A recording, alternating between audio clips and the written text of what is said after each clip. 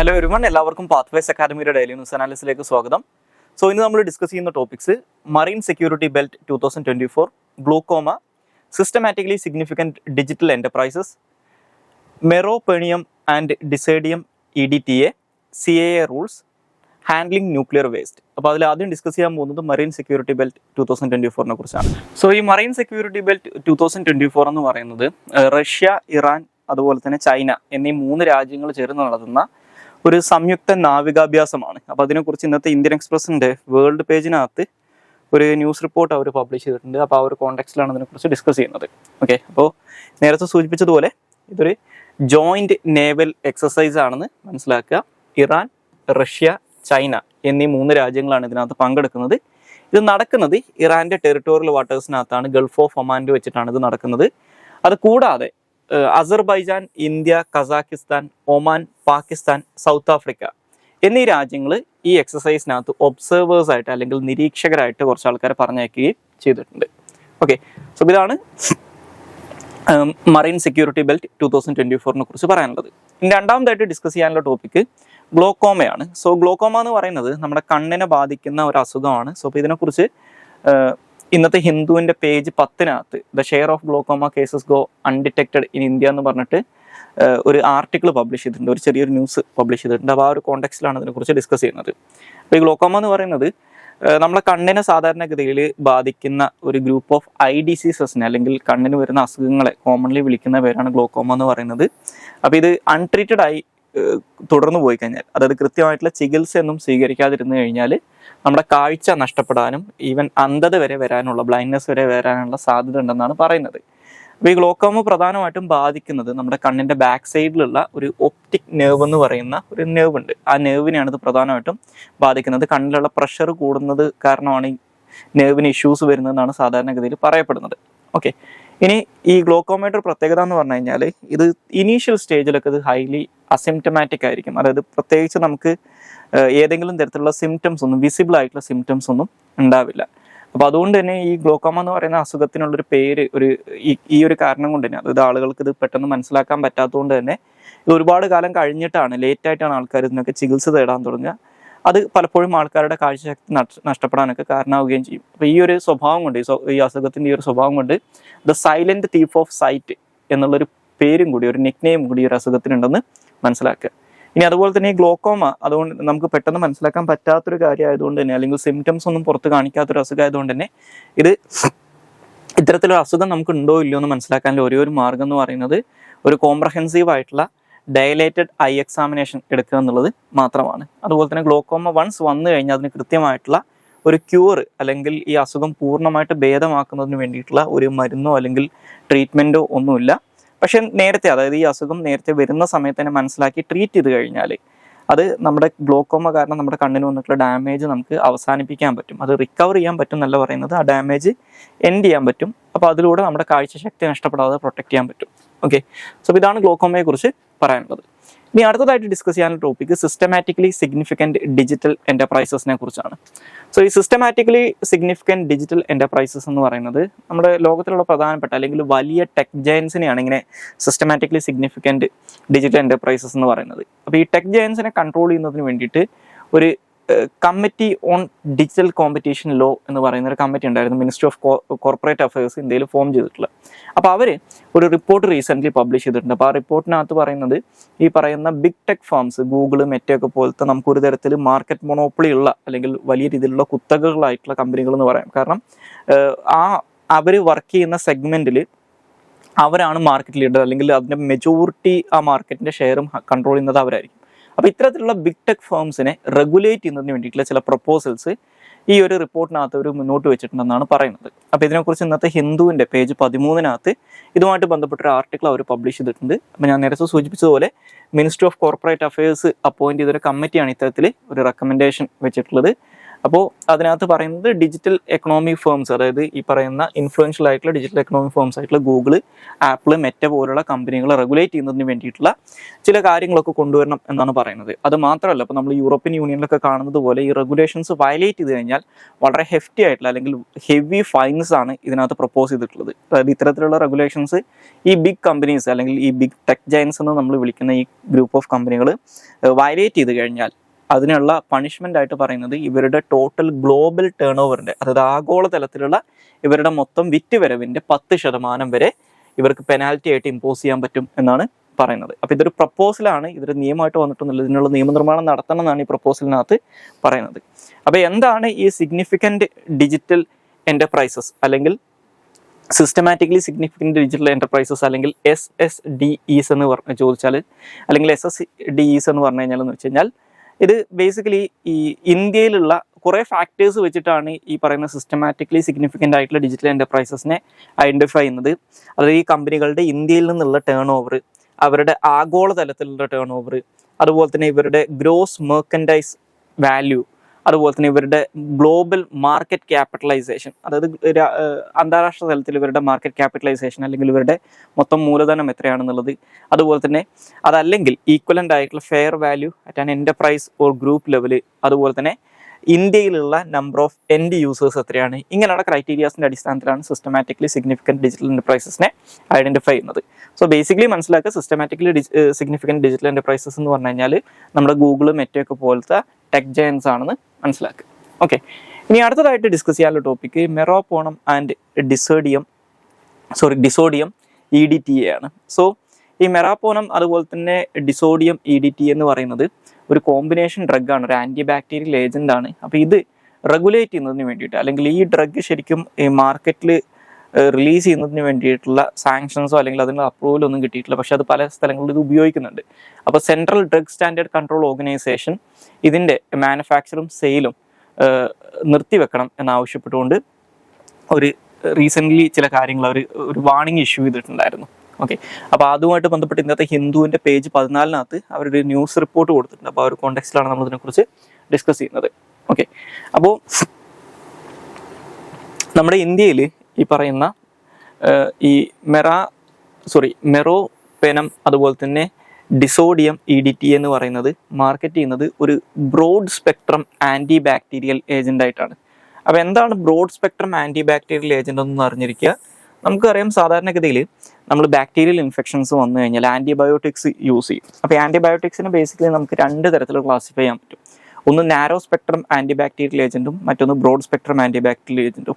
Narrow spectrum agent എന്ന് പറഞ്ഞു കഴിഞ്ഞാൽ ഇപ്പോൾ നമുക്ക് വന്നിട്ടുള്ള ഒരു അസുഖം ഏത് ബാക്ടീരിയ കാരണമാണ് അല്ലെങ്കിൽ ഏത് ബാക്ടീരിയൽ ഇൻഫെക്ഷൻ ആണെന്ന് മനസ്സിലാക്കി കഴിഞ്ഞാൽ അതിന് ആ പെർട്ടിക്കുലർ ബാക്ടീരിയനെ മാത്രം ടാർഗറ്റ് ചെയ്യുന്ന തരത്തിലുള്ള ഡ്രഗ്സ് ആണ് narrow spectrum anti bacterial agent എന്ന് പറയുന്നത്. Broad spectrum anti bacterial agent എന്ന് പറഞ്ഞു കഴിഞ്ഞാൽ ഒരു വൈഡ് റേഞ്ച് ഓഫ് ബാക്ടീരിയാസിന് എഗെയിൻസ്റ്റ് ആയിട്ട് വർക്ക് ചെയ്യുന്ന ഡ്രഗ്സ് ആണ് broad spectrum anti bacterial agent. ഇത് പലപ്പോഴും ഡോക്ടേഴ്സ് പ്രിസ്ക്രൈബ് ചെയ്യുക ഒന്നുകിൽ നമുക്ക് വന്നിട്ടുള്ള അസുഖം ഏത് ബാക്ടീരിയ കാരണമാണെന്ന് കൃത്യമായിട്ട് അവർക്ക് മനസ്സിലാക്കാൻ പറ്റാതിരുന്നു കഴിഞ്ഞാൽ ഈ broad spectrum anti bacterial agents prescribe ചെയ്യും. അതല്ലെങ്കിൽ ഒന്നിലധികം ടൈപ്പ് ഓഫ് ബാക്ടീരിയാസ് നമ്മൾ ബാധിച്ചിട്ടുണ്ടെങ്കിൽ ആ സമയത്താണ് ഈ ബ്രോഡ് സ്പെക്ട്രം ആൻറ്റി ബാക്ടീരിയൽ ഏജന്റുകൾ ഉപയോഗിക്കാറുള്ളത്. അപ്പോൾ ഇതൊരു broad spectrum anti bacterial agent ആണെന്ന് മനസ്സിലാക്കുക. അപ്പോൾ അതുകൊണ്ട് തന്നെ വെറൈറ്റി ഓഫ് ഇൻഫെക്ഷൻസിന്, ഇപ്പോൾ മെനിഞ്ചൈറ്റിസ്, ന്യൂമോണിയ, യൂറിനറി ട്രാക്ട് ഇൻഫെക്ഷന്, ഇൻട്രാ അബ്ഡോമിനൽ ഇൻഫെക്ഷന്, gynaecological infections, skin infections, sepsis, ഇങ്ങനെയുള്ള ഒരു വൈഡ് വെറൈറ്റി ഓഫ് ഇൻഫെക്ഷൻസിന് അഗെയിൻസ്റ്റ് ആയിട്ട്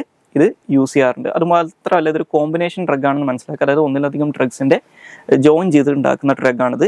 അപ്പോൾ ഇത് മാർക്കറ്റ് ചെയ്യുന്ന ആളുകൾ ക്ലെയിം ചെയ്യുന്നത് ഇത് നമ്മുടെ ശരീരത്തിലുള്ള ബാക്ടീരിയൽ സെൽ വാൾസിനൊക്കെ ഫോം ചെയ്യാൻ സഹായിക്കുന്നു, അല്ലെങ്കിൽ ബാക്ടീരിയൽ സർവൈവലിനൊക്കെ സപ്പോർട്ട് ചെയ്യുന്നു എന്നാണ് പറയാറുള്ളത്.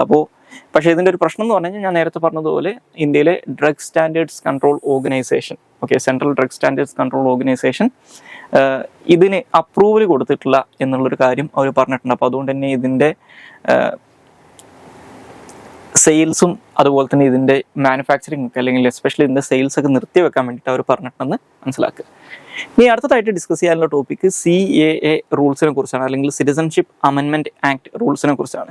അപ്പോൾ നിങ്ങൾക്ക് എല്ലാവർക്കും അറിയാം, ഇത് നമ്മൾ ഡിസ്കസ് ചെയ്യുന്നതിൻ്റെ കോണ്ടെക്സ്റ്റ് എന്ന് പറയുന്നത്, ഇപ്പോൾ ഇന്നലെ നമ്മുടെ സെൻട്രൽ ഗവൺമെൻറ്, ഇന്നലെയല്ല മിനിഞ്ഞാന്ന് നമ്മുടെ സെൻട്രൽ ഗവൺമെൻറ് അല്ലെങ്കിൽ ministry of home affairs 2019 Indian parliament പാസ്സാക്കിയിട്ടുള്ള സിറ്റിസൺഷിപ്പ് അമെൻമെൻറ്റ് ആക്ട് 2019 നടപ്പിലാക്കുന്നതിന് വേണ്ടിയിട്ടുള്ള റൂൾസ് പബ്ലിഷ് ചെയ്തിട്ടുണ്ടായിരുന്നു. അപ്പോൾ അതിനെതിരായിട്ട് അത് വലിയ രീതിയിൽ വിവാദമായിട്ടുള്ളൊരു നടപടിയായിരുന്നു 2019 സിറ്റിസൺഷിപ്പ് അമെൻമെൻറ്റ് ആക്ട് എന്ന് പറയുന്നത്. അപ്പോൾ ഈ റൂൾസ് ഫ്രെയിം ചെയ്തതോട് കൂടിയിട്ട് ഇതിപ്പോൾ നടപ്പിലാക്കാൻ പറ്റും. അപ്പോൾ ഇത് നടപ്പിലാക്കുന്നതിനെതിരായിട്ട് വീണ്ടും പ്രതിപക്ഷ പാർട്ടികളും അല്ലെങ്കിൽ ഈ പറയുന്ന ചില ഇന്ത്യയുടെ ചില റീജിയണൽ ഏരിയാസിലുള്ള, ഇപ്പോൾ നോർത്ത് ഈസ്റ്റ് ഒക്കെ പോലുള്ള പ്രദേശങ്ങളിലുള്ള അവിടുത്തെ റീജിയണൽ ഓർഗനൈസേഷൻസ് ഒക്കെ രംഗത്ത് വന്നിട്ടുണ്ട്. അപ്പോൾ ഈ ഒരു സാഹചര്യത്തിൽ എന്താണ് ഈ സിറ്റിസൺഷിപ്പ് അമെൻമെൻറ്റ് ആക്ട്, എന്താണ് അതിനകത്ത് പറയുന്ന റൂൾസിനകത്ത് പറയുന്ന പ്രധാനപ്പെട്ട കാര്യങ്ങൾ എന്തൊക്കെയാണ്, എന്തുകൊണ്ട് ഇത് ക്രിട്ടിസൈസ് ചെയ്യപ്പെടുന്നു എന്നുള്ള കാര്യങ്ങളൊക്കെയാണ് നമ്മൾ ഇതിനകത്ത് എക്സ്പ്ലെയിൻ ചെയ്യുന്നത്. അപ്പോൾ ഫസ്റ്റ് ഓഫ് ഓൾ മനസ്സിലാക്കുക, ഈ citizenship amendment act of 2019 basically രണ്ട് കാര്യങ്ങളെ പറയുന്നുള്ളൂ. ഒന്ന്, നമ്മുടെ ഇന്ത്യയിൽ നിലവിലുള്ള നിയമങ്ങൾ, ഇപ്പോൾ ഇന്ത്യൻ സിറ്റിസൺഷിപ്പ് ആക്ട് ആണെങ്കിലും ഇവിടുത്തെ പാസ്പോർട്ട് ആക്ട് ആണെങ്കിലും ഇങ്ങനെയുള്ള നിയമങ്ങളൊക്കെ വെച്ചിട്ട് ഒരു ഇല്ലീഗൽ ഇമിഗ്രൻറ്റിന് ഒരിക്കലും, അതായത് ഒരു അനധികൃത കുടിയേറ്റക്കാരന് ഒരിക്കലും ഇന്ത്യൻ പൗരത്വം കിട്ടില്ല. അതിനുള്ളൊരു എക്സെപ്ഷനാണ് ശരിക്കും ഈ സിറ്റിസൺഷിപ്പ് അമെൻമെൻറ്റ് ആക്ട് ഓഫ് 2019 പറയുന്നത്. ഇതിൽ പറയുന്നത് ഒന്നാമത്തെ കാര്യം, 2014 ഡിസംബർ 31 മുമ്പായിട്ട് ഇന്ത്യയിലേക്ക് ഇല്ലീഗലി എൻ്റർ ചെയ്തിട്ടുള്ള അഫ്ഗാനിസ്ഥാൻ, പാകിസ്ഥാൻ, ബംഗ്ലാദേശ് എന്നീ 3 രാജ്യങ്ങളിൽ നിന്നായിട്ട് വന്നിട്ടുള്ള ഹിന്ദു, സിഖ്, ബുദ്ധിസ്റ്റ്, ജെയിൻ, പാസി, ക്രിസ്ത്യൻ എന്നീ 6 കമ്മ്യൂണിറ്റിപ്പെടുന്ന ആളുകൾക്ക് ഇന്ത്യൻ പൗരത്വത്തിന് അവകാശം ഉണ്ടാകും. അതായത് ഇവർ ഇല്ലീഗൽ ഇമിഗ്രൻസ് ആണെങ്കിൽ ഇവർക്ക് ഇന്ത്യൻ പൗരത്വം കിട്ടും. അപ്പോൾ ഇതിനകത്ത് കണ്ടീഷൻസ് ഉണ്ട്. ഒന്ന്, ഇവർ 2014 ഡിസംബർ 31 മുമ്പ് ഇന്ത്യയിൽ വന്നിട്ടുള്ള ആൾക്കാരായിരിക്കണം. 2, ഇവർ അഫ്ഗാനിസ്ഥാൻ, പാകിസ്ഥാൻ, ബംഗ്ലാദേശ് എന്നീ 3 രാജ്യങ്ങളിൽ ഏതെങ്കിലും ഒരു രാജ്യത്തു നിന്ന് വന്നവരായിരിക്കണം. 3, ഇവർ ഹിന്ദു, സിഖ്, ബുദ്ധിസ്റ്റ്, ജൈന, പാസി, ക്രിസ്ത്യൻ എന്നീ 6 കമ്മ്യൂണിറ്റിയിൽ ഏതെങ്കിലും ഒരു കമ്മ്യൂണിറ്റി പെടുന്ന ആൾക്കാരായിരിക്കണം. ഓക്കെ, ഇനി ഇവർക്ക് ഇന്ത്യൻ സിറ്റിസൺഷിപ്പ് കൊടുക്കുക എന്ന് പറഞ്ഞു കഴിഞ്ഞാൽ അത് നാച്ചുറലൈസേഷനിലൂടെ മാത്രമേ ഇവർക്ക് ഇന്ത്യൻ പൗരത്വം കൊടുക്കാൻ പറ്റൂ. അപ്പം നാച്ചുറലൈസേഷനിലൂടെ ഇന്ത്യൻ പൗരത്വം കിട്ടാനുള്ള ഒരു കണ്ടീഷൻ എന്ന് പറയുന്നത് 11 വർഷം ഇന്ത്യയിൽ സ്ഥിരതാമസമായിരിക്കണം എന്നുള്ളതാണ്. ആ 11 വർഷം എന്നുള്ളത് ഇവർക്ക് വേണ്ടിയിട്ട് 5 വർഷമായിട്ട് റെഡ്യൂസ് ചെയ്തിട്ടുണ്ട്. അതുപോലെ തന്നെ ഇതാണ് പറയുന്ന ഒരു കാര്യം. അപ്പോൾ അതുപോലെ തന്നെ ഇത്തരത്തിലുള്ള ഈ വിഭാഗത്തിൽപ്പെടുന്ന ആളുകൾക്ക് ഇന്ത്യൻ പൗരത്വം കൊടുക്കുന്ന സമയത്ത് ഇവരൊരിക്കലും, അല്ലെങ്കിൽ ഈ പറയുന്ന പ്രൊവിഷൻസ് ഒരിക്കലും ഇന്ത്യൻ ഭരണഘടനയുടെ 6th ഷെഡ്യൂളിനകത്ത് പറയുന്ന ട്രൈബൽ ഏരിയാസ് ഉണ്ട്. ഓക്കെ, അതായത് ഇന്ത്യയിലെ അസാം, അതുപോലെ മേഘാലയ, മിസോറാം,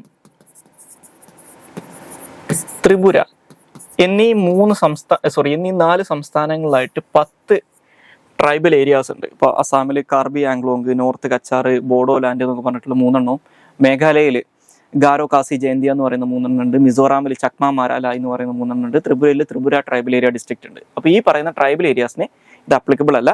അതുപോലെ തന്നെ ഇന്ത്യയിൽ ഇന്നർ ലൈൻ പെർമിറ്റ് നിലവിലുള്ള സംസ്ഥാനങ്ങൾക്കും ഇത് അപ്ലിക്കബിൾ അല്ല എന്ന് പറഞ്ഞിട്ടുണ്ട്. ഇന്ത്യയിൽ നിലവിൽ ഇന്നർ ലൈൻ പെർമിറ്റ് നിലവിലുള്ള സംസ്ഥാനങ്ങൾ അരുണാചൽ പ്രദേശും നാഗാലാൻഡും അതുപോലെ തന്നെ മിസോറാമും മണിപ്പൂരുമാണ്. ഓക്കെ, ഈ 4 സംസ്ഥാനങ്ങളിലും ഇത് നടപ്പിലാക്കാൻ പറ്റില്ല എന്നുണ്ട്. ഓക്കെ, ഇനി ഈ പറയുന്ന റൂൾസിനകത്ത് പറയുന്ന പ്രധാനപ്പെട്ട കാര്യങ്ങൾ എന്തൊക്കെയാണെന്ന് വെച്ച് കഴിഞ്ഞാൽ, ഒന്ന്, ഞാൻ പറഞ്ഞു ഇവർ ഇല്ലീഗലി ഇന്ത്യയിലേക്ക് വന്നിട്ടുള്ള ആൾക്കാരാണ്. അപ്പോൾ ഇന്ത്യയിലേക്ക് ഇല്ലീഗലി വന്നു കഴിഞ്ഞാൽ അതൊരു ക്രിമിനൽ ഒഫൻസ് ആണ്. അപ്പോൾ ഇന്ത്യയിലെ 1946 ഫോറിനേഴ്സ് ആക്ട്, 1920 പാസ്പോർട്ട് ആക്ട് എന്നീ നിയമങ്ങളുടെ അടിസ്ഥാനത്തിൽ ഇത് ശിക്ഷ കിട്ടാവുന്ന ഒരു കുറ്റകൃത്യമാണ്. പക്ഷേ ആ ശിക്ഷകളിൽ നിന്ന് ഈ വിഭാഗത്തിൽപ്പെടുന്ന ആൾക്കാരെ, ഈ ക്രൈറ്റീരിയ മീറ്റ് ചെയ്യുന്ന ആൾക്കാരെ എക്സംപ്റ്റ് ചെയ്തിട്ടുണ്ട്. അവർക്ക് ഈ എതിരായിട്ട് ക്രിമിനൽ കേസ് എടുക്കില്ല, അല്ലെങ്കിൽ അവർ ക്രിമിനൽ ശിക്ഷയ്ക്ക് വിധേയരാവില്ല എന്ന് പറഞ്ഞിട്ടുണ്ട്. രണ്ടാമത്തത്, ഇവർ ആ രാജ്യങ്ങളിൽ നിന്ന് വന്നിട്ടുള്ളവരാണെന്ന് അവർ പ്രൂവ് ചെയ്യേണ്ടതായിട്ടുണ്ട്. പക്ഷെ അതിന് ഈ വാലിഡ് ആയിട്ടുള്ള പാസ്പോർട്ടോ അല്ലെങ്കിൽ മറ്റുള്ള ഡോക്യുമെന്റുകളൊന്നും വേണമെന്ന് നിർബന്ധമല്ല. ഏതെങ്കിലും തരത്തിൽ, അതായത് അവർ ആ രാജ്യത്തു നിന്ന് വന്നിട്ടുള്ളവരാണെന്ന് തെളിയിക്കുന്ന ഏതെങ്കിലും വളരെ ചെറിയ രീതിയിലുള്ള എന്തെങ്കിലും ഒരു ഡോക്യുമെന്റ്, ഏതെങ്കിലും ടൈപ്പ് ഓഫ് ഡോക്യുമെന്റ് സബ്മിറ്റ് ചെയ്താൽ മതി എന്നാണ് പറഞ്ഞിട്ടുള്ളത്. ഈവൻ ബർത്ത് സർട്ടിഫിക്കറ്റ്, എഡ്യൂക്കേഷണൽ ഇൻസ്റ്റിറ്റ്യൂഷൻസിന്റെ സർട്ടിഫിക്കറ്റുകൾ, ഐഡന്റിറ്റി ഡോക്യുമെന്റുകൾ, licence, land and tenancy records, ഇതൊന്നുമില്ലെങ്കിൽ, അല്ലെങ്കിൽ ഇവരുടെ ആൻസസ്ട്രി പ്രൂവ് ചെയ്യാൻ വേണ്ടിയിട്ട് ഇവരുടെ ഗ്രേറ്റ് ഗ്രാൻഡ് ഫാദേഴ്സിന്റെ, അതായത് മുതുമുത്തശ്ശന്മാരുടെ ലെവലിലുള്ള ഡോക്യുമെന്റ്സ് ആണെങ്കിൽ പോലും അത് അക്സെപ്റ്റബിൾ ആണെന്ന് പറഞ്ഞിട്ടുണ്ട്. ഓക്കെ, അതുപോലെ തന്നെ ഈ ഡോക്യുമെന്റുകളെല്ലാം അവരുടെ വാലിഡിറ്റി കഴിഞ്ഞിട്ടുള്ള ഡോക്യുമെന്റ് ആണെങ്കിൽ പോലും അതും അക്സെപ്റ്റബിൾ ആണെന്ന് ഈ റൂൾസിനകത്ത് പറയുന്നുണ്ട്. അതുപോലെ തന്നെ ഈ സിറ്റിസൺഷിപ്പ് ആപ്ലിക്കേഷൻ പ്രോസസ്സ്, ഇവർക്ക് വേണ്ടിയിട്ടുള്ള citizenship application process stream line ചെയ്യുന്നതിന് വേണ്ടിയിട്ട് ഈ സ്റ്റേറ്റ് ഗവൺമെന്റുകൾ ഇതിൽ നിന്ന് ഒഴിവാക്കിയിട്ടുണ്ട്. ഇത് പകരം സെൻട്രൽ ഗവൺമെൻറ് നേരിട്ടായിരിക്കും ഇവരുടെ കാര്യങ്ങൾ പരിഗണിക്കുന്നത് എന്നാണ് പറയുന്നത്. അപ്പോൾ അതിന് വേണ്ടിയിട്ട് ഡിസ്ട്രിക്ട് ലെവലിൽ ഒരു എംപവേർഡ് കമ്മിറ്റീസ് ആദ്യം ഒരു എംപവേർഡ് കമ്മിറ്റി ഫോം ചെയ്യും, അതുപോലെ തന്നെ ഡിസ്ട്രിക്ട് ലെവൽ കമ്മിറ്റീസും ഫോം ചെയ്യുമെന്ന് പറയുന്നുണ്ട്. അപ്പോൾ അതിനകത്ത് ഈ ഡിസ്ട്രിക്ട് ലെവൽ കമ്മിറ്റീസാണ് ഈ ആപ്ലിക്കേഷൻ സ്വീകരിച്ച് അത് പ്രോസസ്സ് ചെയ്തിട്ട് ഇവർക്ക് സിറ്റിസൺഷിപ്പ് കൊടുക്കുന്നത്. അപ്പോൾ ഈ എംപവേർഡ് കമ്മിറ്റിക്കകത്ത് വേരിയസ് ഡിപ്പാർട്ട്മെൻറ്റുകളിൽ നിന്ന്, ഇപ്പോൾ ഇൻ്റലിജൻസ് ഏജൻസീസ് പോലുള്ള ഡിപ്പാർട്ട്മെൻറ്റുകളിൽ നിന്നുള്ള റെപ്രസെൻറ്റേറ്റീവ്സ് ഉണ്ടാകും. അതിലും സ്റ്റേറ്റ് ഗവൺമെൻറ് പാർട്ടിസിപ്പേഷൻ ചെറുതായിരിക്കും എന്നാണ് പറയുന്നത്. അപ്പോൾ ഈ പറയുന്ന ഡിസ്ട്രിക്ട് ലെവൽ കമ്മിറ്റീസാണ് ഇവർക്ക് സിറ്റിസൺഷിപ്പ് ഗ്രാൻറ്റ് ചെയ്യുന്നതും അവർക്ക് അതിന് വേണ്ടിയിട്ടുള്ള സത്യപ്രതിജ്ഞയൊക്കെ ഓത്ത്, അതായത് ഇന്ത്യൻ കോൺസ്റ്റിറ്റ്യൂഷനോട് അലീജിയൻസ് ഡിക്ലെയർ ചെയ്തോളാം എന്നുള്ളൊരു ഓത്തൊക്കെ ഉണ്ട്. അപ്പോൾ അതൊക്കെ കൺഫർ ചെയ്ത് കൊടുക്കുന്നതൊക്കെ അഡ്മിനിസ്റ്റർ ചെയ്യുന്നതൊക്കെ അവരായിരിക്കും എന്നാണ് പറയുന്നത്. ഇനി അതുപോലെ തന്നെ ഈ പറയുന്ന ഈ സിറ്റിസൺഷിപ്പ് അമെൻഡ്മെന്റ് ആക്ടിലൂടെ ഇന്ത്യൻ സിറ്റിസൺസ് ആയിട്ട് മാറുന്ന ആളുകൾക്ക് ഒരു ഡിജിറ്റൽ സർട്ടിഫിക്കറ്റ് ഈ പറയുന്ന എംപവേർഡ് കമ്മിറ്റിയുടെ ചെയർമാൻ സൈൻ ചെയ്തിട്ടുള്ള ഒരു ഡിജിറ്റൽ സർട്ടിഫിക്കറ്റും കൊടുക്കുന്നു പറയുന്നുണ്ട്. ഇനി ഈ പറയുന്ന സിറ്റിസൺഷിപ്പ് അമെൻഡ്മെന്റ് ആക്ട് എന്തുകൊണ്ട് ക്രിട്ടിസൈസ് ചെയ്യപ്പെടുന്നു? ഒന്നാമത്തെ കാരണമായിട്ട് പറയുന്നത് ഇതൊരു ഭരണഘടനാ വിരുദ്ധമായിട്ടുള്ള കാര്യമാണ്. കാരണം ഇത് ഇന്ത്യൻ കോൺസ്റ്റിറ്റ്യൂഷന്റെ ആർട്ടിക്കിൾ 14 പറയുന്ന ഫണ്ടമെന്റൽ റൈറ്റിനെ വയലേറ്റ് ചെയ്യുന്നുണ്ട്. ആർട്ടിക്കിൾ 14 പറയുന്നത് the state shall not deny any person equality before law or equal protection of laws എന്നാണ്. അതായത് ഇന്ത്യയിലെ ടെറിട്ടറിക്കകത്ത് ഇന്ത്യൻ ഗവൺമെന്റ് അല്ലെങ്കിൽ നമ്മുടെ സ്റ്റേറ്റ് ഒരാൾക്കും ഇക്വാലിറ്റി ബിഫോർ ലോയോ ഈക്വൽ പ്രൊട്ടക്ഷൻ ഓഫ് ലോസോ ഡിനൈ ചെയ്യാൻ പാടില്ല. അപ്പോൾ എനി പേഴ്സൺ എന്നാണ് പറയുന്നത് ഈവൻ ഇല്ലീഗൽ ഇമിഗ്രൻസ് ആയിട്ടുള്ള ആളുകൾക്ക് പോലും ഈ ആർട്ടിക്കിൾ 14 പ്രൊട്ടക്ഷൻ കിട്ടും. അപ്പോൾ ഇതിൻ്റെ ഏറ്റവും വലിയ പ്രശ്നം എന്ന് പറഞ്ഞു കഴിഞ്ഞാൽ ഈ ആർട്ടിക്കിൾ 14 ഇക്വാലിറ്റിയെ കുറിച്ച് പറയുന്നുണ്ടെങ്കിലും അതിനകത്ത് reasonable classification of persons allowed ആണ്. ആളുകളെ റീസണബിൾ ആയിട്ട് ക്ലാസിഫൈ ചെയ്യാൻ പറ്റും. പക്ഷേ ഇവിടെയുള്ള ക്ലാസിഫിക്കേഷൻ, അതായത് 3 രാജ്യങ്ങളിൽ നിന്നുള്ള 6 കമ്മ്യൂണിറ്റി പെടുന്ന ആളുകൾ 2014 ഡിസംബർ 31 മുമ്പ് ഇങ്ങനെയുള്ള 3 ക്ലാസിഫിക്കേഷൻസ് ഇവിടെ പറയുന്നുണ്ട്. ഓക്കെ, 3 രാജ്യങ്ങൾ 6 കമ്മ്യൂണിറ്റീസ് ഈ പറയുന്ന പെർട്ടിക്കുലർ ഡേറ്റിന് മുമ്പ് വന്നവരാണ്. അപ്പോൾ ഈ ക്ലാസിഫിക്കേഷൻ റീസണബിൾ ആണോ അല്ലയോ എന്നുള്ളൊരു ചോദ്യമാണ് ഏറ്റവും പ്രധാനപ്പെട്ടത്. കാരണം ഇന്ത്യയിലുള്ള ഈ സിറ്റിസൺഷിപ്പ് അമെൻഡ്മെന്റ് ആക്ട് വരുന്ന സമയത്ത് ഗവൺമെന്റ് ഭാഗത്തുനിന്നുണ്ടായിരുന്ന വാദം എന്ന് പറയുന്നത് ഇത് ഇന്ത്യയുടെ അയൽ രാജ്യങ്ങളിലുള്ള പെർസിക്യൂട്ടഡ് മൈനോറിറ്റീസിനെ സംരക്ഷിക്കുന്നതിന് വേണ്ടിയിട്ടാണ് എന്നുള്ളതാണ്.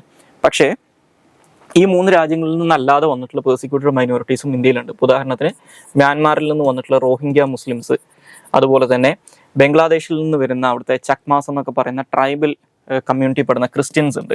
ഓക്കെ, സോ അത്തരത്തിലുള്ള ഈ മ്യാൻമാറിൽ നിന്നുള്ള റോഹിംഗ്യ മുസ്ലിംസ്, അതുപോലെ തന്നെ നേപ്പാളിൽ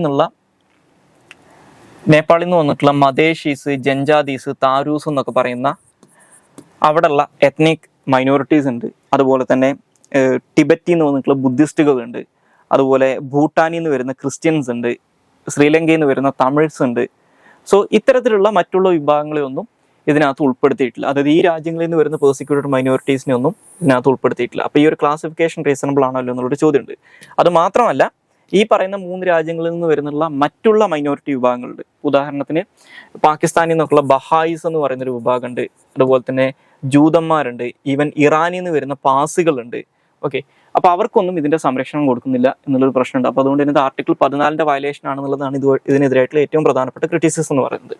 രണ്ടാമത്തെ ക്രിറ്റിസിസം എന്ന് പറഞ്ഞു കഴിഞ്ഞാൽ ഇന്ത്യയുടെ ചരിത്രത്തിൽ ആദ്യമായിട്ടാണ് മതത്തിന്റെ അടിസ്ഥാനത്തിൽ ആളുകൾക്ക് പൗരത്വം കൊടുക്കുന്ന ഒരു നിയമം വരുന്നത്. അപ്പോൾ മതത്തിനെ, അതായത് ഇപ്പോൾ പെർസിക്യൂട്ടഡ് മൈനോറിറ്റീസ് എന്നുള്ള വാക്കാണ് ഉപയോഗിച്ചിട്ടുള്ളതെങ്കിലും ഈ സെയിം ആളുകൾക്ക് സിറ്റിസൺഷിപ്പ് കൊടുക്കാൻ പറ്റുമായിരുന്നു. പക്ഷെ ഇവരുടെ മതം എടുത്തു പറഞ്ഞുകൊണ്ട് പൗരത്വം കൊടുക്കുന്നത് സെക്യുലറിസത്തിന് എഗെയിൻസ്റ്റ് ആണ്. സെക്യുലറിസം ഇന്ത്യൻ ഭരണഘടനയുടെ ബേസിക് സ്ട്രക്ചറിന്റെ ഭാഗമാണ്. അപ്പോൾ ഇത് ബേസിക് സ്ട്രക്ചറിന്റെ വയലേഷൻ ആണെന്ന് വേണമെങ്കിൽ പറയാം. അതുപോലെ തന്നെ മറ്റൊരു പ്രധാനപ്പെട്ട പ്രശ്നം, ഇപ്പോൾ അസാമിലാണ് ഇതിനെതിരായിട്ട് ഏറ്റവും അധികം ഇപ്പോൾ സമരങ്ങൾ നടന്നുകൊണ്ടിരിക്കുന്നത്. അപ്പോൾ അസാമിൽ സമരങ്ങൾ നടക്കാനുള്ള കാരണം 1985 ഇന്ത്യൻ ഗവൺമെന്റും അസാമിലെ ഓൾ അസാം സ്റ്റുഡൻസ് യൂണിയൻ എന്ന് പറയുന്ന, അല്ലെങ്കിൽ AASU എന്ന് പറയുന്ന സംഘടനയും തമ്മിൽ സൈൻ ചെയ്തിട്ടുള്ള ഒരു എഗ്രിമെന്റ് ആണ് അസാം അക്കോർഡ് എന്ന് പറയുന്നത്. അപ്പോൾ ഈ അസാം അക്കോർഡിനകത്ത് പറയുന്നത് 1971 മാർച്ച് 24 ശേഷം അസാമിലേക്ക് വന്നിട്ടുള്ള എല്ലാ ഇല്ലീഗൽ ഇമിഗ്രൻസിനെയും ഡിപ്പോർട്ട് ചെയ്തോളാം എന്നുള്ളൊരു ഉറപ്പ് ഈ അസാം അക്കോർഡിലും അതിനുശേഷം വന്നിട്ടുണ്ടായിരുന്ന സിറ്റിസൺഷിപ്പ് അമെൻമെന്റ് ആക്ടിനകത്തും പറയുന്നുണ്ട്. അപ്പോൾ ഇതിന്റെ വയലേഷൻ ആണ് ഇതെന്ന് പറയാം. കാരണം ഇപ്പോൾ ഈ 1971 മാർച്ച് 24 ശേഷം അസാമിലേക്ക് വന്നിട്ടുള്ള ഇല്ലീഗൽ ഇമിഗ്രൻസ് ആയിട്ടുള്ള ആളുകൾക്കും ഇതനുസരിച്ച് സിറ്റിസൺഷിപ്പ് കിട്ടും. അവർ ഹിന്ദു, സിഖ്, ജൈന, പാസി, ബുദ്ധ, ക്രിസ്ത്യൻ ഈ പറയുന്ന ഏതെങ്കിലും ഒരു വിഭാഗത്തിൽപ്പെട്ടവരായിരിക്കണം എന്നുള്ള ഒറ്റ ക്രൈറ്റീരിയ ഉള്ളൂ. അപ്പോൾ അസാം അക്കോർഡിന്റെ വയലേഷൻ ആണെന്നുള്ളൊരു കാര്യമുണ്ട്. അതുപോലെ തന്നെ നോർത്ത് ഈസ്റ്റ് ഇന്ത്യയിൽ ഇത് വലിയ രീതിയിലുള്ള എത്നിക് ടെൻഷൻസിന് കാരണമാവും എന്നും പറയപ്പെടുന്നുണ്ട്. അപ്പോൾ ഇതൊക്കെയാണ് CAA-യുമായിട്ട് ബന്ധപ്പെട്ടിട്ടുള്ള ക്രിറ്റിസിസംസ്. ഇനി അടുത്തതായിട്ട് ഡിസ്കസ് ചെയ്യാനുള്ളത് ഹാൻഡ്ലിംഗ് ഓഫ് ന്യൂക്ലിയർ വേസ്റ്റ് ആണ്. സോ നമ്മുടെ ഇന്ത്യ ഇപ്പോൾ ഒരു ഫാസ്റ്റ് ബ്രീഡർ റിയാക്ടറൊക്കെ റീസെൻ്റ്ലി ടെസ്റ്റ് ചെയ്തതായിട്ടുള്ള അല്ലെങ്കിൽ അത് ഇനാഗുറേറ്റ് ചെയ്തതായിട്ടുള്ള വാർത്ത നമ്മൾ ഇതിനു മുമ്പ് ഡിസ്കസ് ചെയ്തിട്ടുണ്ടായിരുന്നു. അപ്പോൾ അത്തരത്തിൽ ഇന്ത്യയുടെ ന്യൂക്ലിയർ ടെക്നോളജി ഇംപ്രൂവ് ആവുന്നതനുസരിച്ച് അല്ലെങ്കിൽ ഇന്ത്യയുടെ ന്യൂക്ലിയർ എനർജി റിക്വയർമെൻറ്റ് എനർജി ഫീൽഡിലുള്ള ഇന്ത്യയുടെ ഇൻവെസ്റ്റ്മെൻറ്റും അതിൻ്റെ റിയാക്ടറുകളുടെ എണ്ണമൊക്കെ കൂടുന്നതനുസരിച്ച് ഇന്ത്യയിലുള്ള ന്യൂക്ലിയർ വേസ്റ്റും വലിയ രീതിയിൽ വർദ്ധിക്കും. അപ്പോൾ ഈ ന്യൂക്ലിയർ ടെക്നോളജിയായിട്ട് ബന്ധപ്പെട്ട് ഏറ്റവും പ്രശ്നം പിടിച്ചൊരു കാര്യമാണ് ഈ ന്യൂക്ലിയർ വേസ്റ്റിൻ്റെ മാനേജ്മെൻറ്റ് എന്ന് പറയുന്നത്. ഓക്കെ, അപ്പോൾ അത്തരത്തിൽ വരുന്ന സമയത്ത് നമ്മുടെ ഇന്ത്യയിലെ ഈ ന്യൂക്ലിയർ വേസ്റ്റ് മാനേജ്മെൻറ്റുമായിട്ട് ബന്ധപ്പെട്ടുള്ള പ്രശ്നങ്ങളെക്കുറിച്ചാണ് ഇന്നത്തെ ഹിന്ദുവിൻ്റെ പേജ് 10 അവരൊരു ഡീറ്റെയിൽഡ് ആർട്ടിക്കിൾ പബ്ലിഷ് ചെയ്തിട്ടുണ്ട്, how is nuclear waste generated എന്ന് പറഞ്ഞിട്ട്. അപ്പോൾ അത് എങ്ങനെയാണ് ന്യൂക്ലിയർ വേസ്റ്റ് ജനറേറ്റ് ചെയ്യപ്പെടുന്നത്, അതെങ്ങനെയാണ് മാനേജ് ചെയ്യുന്നത്, അതുമായിട്ട് ബന്ധപ്പെട്ടുള്ള പ്രശ്നങ്ങൾ എന്തൊക്കെയാണെന്നുള്ള കാര്യങ്ങളാണ് നമ്മൾ ഈ ഒരു ടോപ്പിക്കിനകത്ത് ഡിസ്കസ് ചെയ്യുന്നത്. സോ ഞാൻ നേരത്തെ സൂചിപ്പിച്ചതുപോലെ ഇന്ത്യയുടെ ന്യൂക്ലിയർ ടെക്നോളജിയിലുള്ള അഡ്വാൻസ്മെൻറ്റ് സ്വാഭാവികമായിട്ടും നമ്മൾ ഇന്ത്യ കൂടുതൽ ന്യൂക്ലിയർ വേസ്റ്റ് പ്രൊഡ്യൂസ് ചെയ്യുന്ന ഒരു അവസ്ഥ ക്രിയേറ്റ് ചെയ്യും. അപ്പോൾ ന്യൂക്ലിയർ വേസ്റ്റ് എന്ന് പറഞ്ഞു കഴിഞ്ഞാൽ അതിനകത്ത് പ്രധാനമായിട്ടും റേഡിയോ ആക്റ്റീവ് ഫിഷൻ പ്രൊഡക്റ്റുകളാണ് ഉണ്ടാവുക, അതായത് ന്യൂക്ലിയർ റിയാക്ഷൻ്റെ ഒരു ബൈ പ്രോഡക്റ്റ് ആയിട്ട് വരുന്ന കാര്യങ്ങൾ. അപ്പോൾ അതിനകത്ത് ഈ സ്പെൻഡ് ഫ്യൂൽ ഉണ്ടാവും, അതായത് ഓൾറെഡി നമ്മൾ ചിലവഴിച്ചിട്ടുള്ള ഫ്യൂവലിൻ്റെ ബാക്കി ഉണ്ടാവും, ലിക്വിഡ് വേസ്റ്റ് ഉണ്ടാവും, അതായത് ഹെവി വാട്ടർ റിയാക്ടറുകളിലൊക്കെ മോഡറേറ്ററായിട്ട് ഈ വാട്ടറൊക്കെ യൂസ് ചെയ്യുന്ന സമയത്ത് ആ കണ്ടാമിനേറ്റഡ് ആയിട്ടുള്ള വാട്ടർ ഉണ്ടാവും, ഹൈ ലെവൽ വേസ്റ്റ് എന്ന് പറയുന്ന മറ്റൊരു ടൈപ്പ് ഓഫ് വേസ്റ്റും ഉണ്ടാവും. അപ്പോൾ ഇതിൻ്റെ ഏറ്റവും വലിയ ചാലഞ്ച് എന്ന് പറഞ്ഞു കഴിഞ്ഞാൽ ഈ വേസ്റ്റ് എങ്ങനെ മാനേജ് ചെയ്യും എന്നുള്ളതാണ്. കാരണം ഇത് വലിയ ഹൺഡ്രഡ്സ് ഓഫ് ഇയേഴ്സോളം ഇത് സെക്യൂർ ആയിട്ട് സ്റ്റോർ ചെയ്യേണ്ട ഒരു അവസ്ഥ വരും. കാരണം അതല്ലെങ്കിൽ ഈ റേഡിയേഷൻ എല്ലായിടത്തും സ്പ്രെഡ് ആവാനും അത് ആളുകൾക്ക് എൻവയോൺമെൻറ്റിനും അതുപോലെ തന്നെ ഹ്യൂമൻസിനൊക്കെ വലിയ ഇതിൽ ഹെൽത്ത് ഹസാർഡ്സ് ഉണ്ടാകാനൊക്കെ കാരണമാകും. അപ്പോൾ ഇതുമായിട്ട് ബന്ധപ്പെട്ട് നിലവിലുള്ള മെത്തേഡ്സ് എന്തൊക്കെയാണെന്ന് വെച്ച് കഴിഞ്ഞാൽ, ഒന്ന് ഇത് സ്റ്റോർ ചെയ്യുക എന്നുള്ളതാണ്. അതായത് ഈ സ്പെൻഡ് ഫ്യൂല് ഇനീഷ്യലി അണ്ടർ വാട്ടറിൽ ആണ് നമ്മൾ സ്റ്റോർ ചെയ്യുക, കാരണം ഇതിൻ്റെ ഹീറ്റ് കുറക്കാൻ വേണ്ടിയിട്ടാണ്. അതായത് ഈ പറയുന്ന സ്പെൻഡ് ഫ്യൂല് വലിയ രീതിയിൽ ചൂടായിട്ടിരിക്കുകയായിരിക്കും. അപ്പോൾ അത് കുറക്കാൻ വേണ്ടിയിട്ടും റേഡിയോ ആക്ടിവിറ്റി കുറക്കാൻ വേണ്ടിയിട്ടും കുറേ കാലം ഇത് വെള്ളത്തിൽ സൂക്ഷിക്കും. അത് കഴിഞ്ഞിട്ട് ഇത് ഡ്രൈ ആയിട്ടുള്ള കാസ്കറ്റുകളിലേക്ക് ലോങ് ടേം സ്റ്റോറേജിന് വേണ്ടിയിട്ട് മാറ്റുകയാണ് ചെയ്യുക. മറ്റൊന്ന് ജിയോളജിക്കൽ ഡിസ്പോസലാണ്. ഈ ചില ആളുകൾ പറയുന്നൊരു കാര്യമാണ്, അതായത് ഇത് ഡീപ്പായിട്ടുള്ള പിറ്റുകൾ ഉണ്ടാക്കിയിട്ട് അതിനകത്ത് ബറി ചെയ്യാം എന്ന് പറയും. കാരണം അത് എൻവയോൺമെൻറ്റിലേക്കുള്ള അതിൻ്റെ സ്പ്രെഡ് കുറക്കാനും അതുപോലെ തന്നെ ഹ്യൂമൻ ആക്ടിവിറ്റിയിൽ നിന്ന് മാറ്റി നിർത്താനുള്ള ഏറ്റവും സേഫസ്റ്റ് മാർഗ്ഗമായിട്ട് പറയുന്നത് ജിയോളജിക്കൽ ഡിസ്പോസലാണ്. പക്ഷേ ഇതിൻ്റെ ഒരു പ്രശ്നം എന്ന് പറയുന്നത്, ഇത് ഏതെങ്കിലും തരത്തിൽ ഈ ഡിസ്പോസ് ചെയ്യുന്ന സമയത്ത്, അതായത് ഡിസ്പോസ് ചെയ്യാന്ന് പറഞ്ഞാൽ ചുമ്മാ ഒരു കുഴി കുത്തി അതിനകത്ത് മൂടുകയല്ല ചെയ്യുക, നമ്മൾ അണ്ടർഗ്രൗണ്ട് ഒരു വലിയ ഫെസിലിറ്റീസ് ഉണ്ടാക്കിയിട്ട് അതിനകത്ത് ഇത് സൂക്ഷിക്കുകയാണ് ചെയ്യുക. പക്ഷേ ഏതെങ്കിലും തരത്തിലുള്ള എർത്തുക്വിക്കൊക്കെ പോലുള്ള ഡിസാസ്റ്റേഴ്സ് ഉണ്ടായിക്കഴിഞ്ഞാൽ ഇത് പുറന്തള്ളാനുള്ള അല്ലെങ്കിൽ ഇത് പുറത്തേക്ക് വരാനുള്ള സാധ്യത വളരെ കൂടുതലാണ്. മറ്റൊരു മെത്തേഡ് എന്ന് പറഞ്ഞു കഴിഞ്ഞാൽ റീപ്രോസസ്സിംഗ് ആണ്. റീപ്രോസസ്സിംഗ് എന്ന് പറഞ്ഞു കഴിഞ്ഞാൽ ഈ സ്പെൻഡ് ഫ്യൂലിൽ നിന്നുള്ള, അതായത് ഈ പറയുന്ന ന്യൂക്ലിയർ റിയാക്ടേഴ്സിൽ യൂസ് ചെയ്തിട്ടുള്ള ഫ്യൂവലിൻ്റെ ബാക്കി വരുന്ന ഫിസൈൽ മെറ്റീരിയൽ നോൺ ഫിസൈൽ മെറ്റീരിയലിൽ നിന്ന് സെപ്പറേറ്റ് ചെയ്തുകൊണ്ട് ആ ഫിസൈൽ മെറ്റീരിയൽ വീണ്ടും റീയൂസ് ചെയ്യാൻ പറ്റും. അതിനെയാണ് റീപ്രോസസ്സിംഗ് എന്ന് പറയുന്നത്. അപ്പോൾ ഇതൊക്കെയാണ് നിലവിലുള്ള മെത്തേഡ്സ്. ഇനി ഇതുമായിട്ട് ബന്ധപ്പെട്ട് നേരിടുന്ന പ്രശ്നങ്ങൾ എന്തൊക്കെയാണെന്ന് വെച്ച് കഴിഞ്ഞാൽ, ഒന്ന് സേഫ്റ്റി കൺസേൺസ് ആണ്. ഇത് ഹാൻഡിൽ ചെയ്യുക എന്ന് പറയുന്നത് ഹൈലി ഹസാർഡസ് ആയിട്ടുള്ള മെറ്റീരിയൽസ് ആയതുകൊണ്ട് തന്നെ ഇതിൻ്റെ ഹാൻഡ്ലിംഗ് എന്ന് പറയുന്നത് ഹൈലി റിസ്കി ആയിട്ടുള്ള എലമെൻ്റ് ആണ്. പലപ്പോഴും US പോലുള്ള രാജ്യങ്ങളിലൊക്കെ ഈ ന്യൂക്ലിയർ വേസ്റ്റ് മാനേജ് ചെയ്യുന്ന സമയത്ത് അപകടങ്ങളൊക്കെ സംഭവിച്ചിട്ട് വലിയ രീതിയിലുള്ള അപകടങ്ങളും കാര്യങ്ങളൊക്കെ സംഭവിച്ചിട്ടുണ്ടെന്ന് മനസ്സിലാക്കുക. പിന്നെ അതുപോലെ തന്നെ ഇതിൻ്റെ എൻവയോൺമെൻറ്റൽ ഇമ്പാക്റ്റ് വളരെ വലുതാണ്. ഉദാഹരണത്തിന് ജപ്പാനിലൊക്കെ അവർ റേഡിയോ ആക്റ്റീവ് ആയിട്ടുള്ള വെള്ളം കടലിലേക്ക് പുറന്തള്ളിയായിട്ട് ബന്ധപ്പെട്ട് റീസെൻ്റ്ലി വലിയ രീതിയിൽ വിവാദങ്ങൾ ഉണ്ടായിരുന്നു. അതുപോലെ തന്നെ ഈ ന്യൂക്ലിയർ വേസ്റ്റ് മാനേജ്മെൻറ്റ്, ശരിക്കും ന്യൂക്ലിയർ ടെക്നോളജിയായിട്ട് ബന്ധപ്പെട്ട് ഏറ്റവും അധികം കോസ്റ്റ് വരുന്നത് ന്യൂക്ലിയർ വേസ്റ്റ് മാനേജ്മെൻറ്റിനാണ്. കാരണം ഇത് വർഷങ്ങളോളം സൂക്ഷിക്കണം എന്നുള്ളൊരു പ്രശ്നമുണ്ട്. അതുപോലെ തന്നെ ഈ ന്യൂക്ലിയർ വേസ്റ്റ് ഡിസ്പോസ് ചെയ്യുന്നതിന് വേണ്ടിയിട്ടുള്ള ലൊക്കേഷൻസ് ഐഡൻറ്റിഫൈ ചെയ്യുന്ന സമയത്ത് ഇന്ത്യ പോലുള്ള പോപ്പുലേഷൻ ഡെൻസിറ്റി കൂടിയ ഒരു രാജ്യത്ത് പബ്ലിക് പെർസെപ്ഷൻ, അത് ആളുകൾക്ക് ഇതിനെക്കുറിച്ച് ഒരുപാട് അബദ്ധധാരണകളും അതുപോലെ തന്നെ സീരിയസ് ആയിട്ടുള്ള കൺസേൺസ് ഉള്ളതുകൊണ്ട് തന്നെ ജനങ്ങളുടെ ഭാഗത്തു നിന്ന് വലിയ രീതിയിലുള്ള റെസിസ്റ്റൻസ് ഇത്തരത്തിലുള്ള വേസ്റ്റ് ഡിസ്പോസൽ ഫെസിലിറ്റീസ് ഉണ്ടാക്കുമ്പോൾ അതിനെതിരായിട്ട് ഉണ്ടാവാൻ സാധ്യതയുണ്ട്.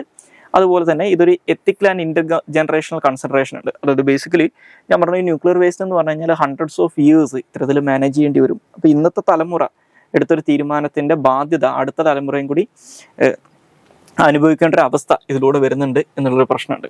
നമ്മുടെ ഇന്ത്യയിൽ ഇതുമായിട്ട് ബന്ധപ്പെട്ട് ഈ ന്യൂക്ലിയർ വേസ്റ്റ് മാനേജ്മെൻറ്റുമായിട്ട് ബന്ധപ്പെട്ട് ഇന്ത്യയുടെ അപ്രോച്ച് നോക്കിക്കഴിഞ്ഞാൽ നമുക്ക് ചില റീപ്രോസസ്സിംഗ് ഫെസിലിറ്റീസ് ഉണ്ട്. ഉദാഹരണത്തിന് ഈ ത്രോംബെ, അതുപോലെ തന്നെ താരാപൂർ, കൽപ്പാക്കം എന്നുള്ള സ്ഥലങ്ങളിലൊക്കെ ഈ പറയുന്ന റീപ്രോസസ്സിങ് യൂണിറ്റ്സ് ഉണ്ട്. ഓക്കെ, അപ്പോൾ അതായത് ഈ സ്പെൻഡ് ഫ്യൂലും മാനേജ് ചെയ്യാനും അതുപോലെ തന്നെ പ്ലൂട്ടോണിയം റിയാക്ടേഴ്സിന് വേണ്ടിയിട്ട് പ്ലൂട്ടോണിയം പ്രൊഡ്യൂസ് ചെയ്യാൻ വേണ്ടിയിട്ട് ഇത്തരത്തിലുള്ള റീപ്രോസസ്സിങ് ഫെസിലിറ്റീസ് ഉണ്ട്.